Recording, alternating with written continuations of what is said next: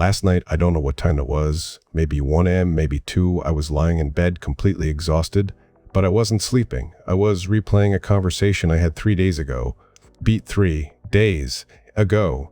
And I kept thinking, did I say something weird? Did I come across wrong? Does that person hate me now? If that sounds familiar, this video is for you. And honestly, it's for me too. Because overthinking doesn't care how smart you are, how successful you are, or how put together your life looks from the outside. It will find you, and it will wreck you quietly from the inside.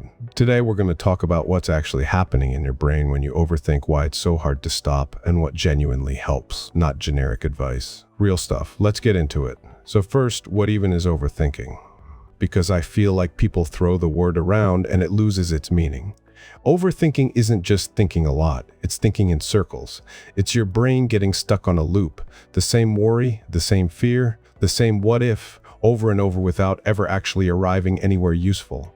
A psychologist named Dr. Susan Nolan Huxema spent decades studying this. She called it rumination, and what she found was kind of terrifying. People who ruminate aren't processing their problems, they're just marinating in them. And the longer you do it, the more likely you are to develop anxiety and depression. Your brain thinks it's solving something. It's not. It's just rehearsing pain. Here's how I think about it. You know when you have like 47 browser tabs open and your laptop is completely frozen? That's your brain on overthinking. Every tab is a different what if. Nothing loads, nothing works. You can't think clearly, you can't focus, you can't rest, and eventually the whole thing crashes. And here's what really gets me: a lot of overthinkers actually believe they're being responsible. Like, I'm just being careful, I'm thinking things through. But there's a massive difference between thinking something through and being trapped by it. Real problem solving has an endpoint. Overthinking doesn't. It just keeps going. You need to send an email, a simple, normal email. So you write it, then you read it back, then you rewrite the first sentence because it sounds weird. Then you change the subject line, then you read the whole thing again, and now the tone feels off. An hour passes. You still haven't sent it, because somewhere in the middle of all that, your brain convinced you that one wrong word could ruin everything. Over an email. Your friend texts back, okay, with a period. Pause, and suddenly you're gone. You're deep in it. Were they short with you? Are they mad? Did you do something? You scroll back through the whole conversation looking for clues. You draft a message asking if they're okay. You delete it. You send a meme instead to test the waters. Meanwhile, they were just busy. That's it. They were just busy. You have an exam in 2 weeks. Plenty of time. But instead of studying, you spend 4 hours thinking about how badly you might fail, and what that failure would mean, and whether you even chose the right major, and whether your whole life is going in the wrong direction. And by the end of it, you haven't opened a single book. You feel exhausted. And the exam is now slightly more terrifying than it was before you started thinking. I read about someone once who got offered their dream job, and instead of saying yes, they spent 2 weeks going back and forth in their head. What if it doesn't work out? What if I'm not good enough? What if I leave my current job and regret it? 2 weeks of that, and by the time they were ready to say yes, the company had already moved on. That person didn't lose the job to a more qualified candidate. They lost it to their own mind. That's it, okay, so.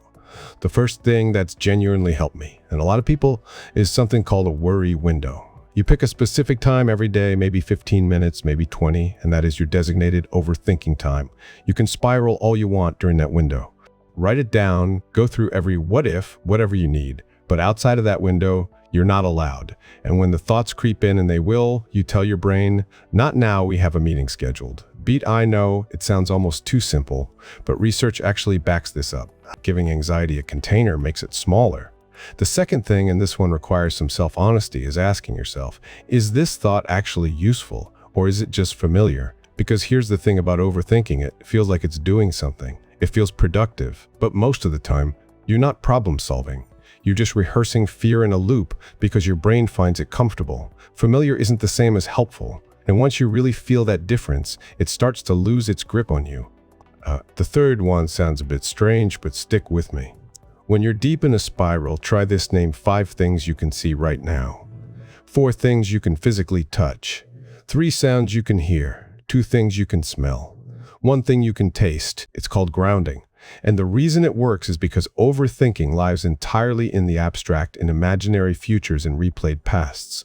The moment you pull your attention into your actual physical senses, your nervous system gets the signal: you're okay, you're here. There is no emergency right now.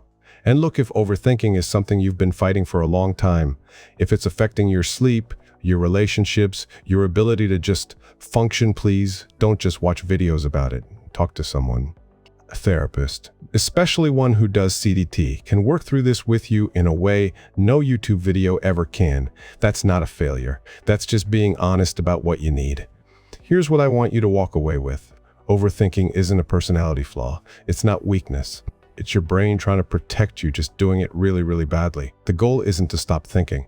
The goal is to stop letting your thoughts run the show when you're not even in the room.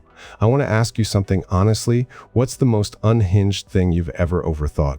Like a text, a look someone gave you, something you said in 2019? Drop it in the comments.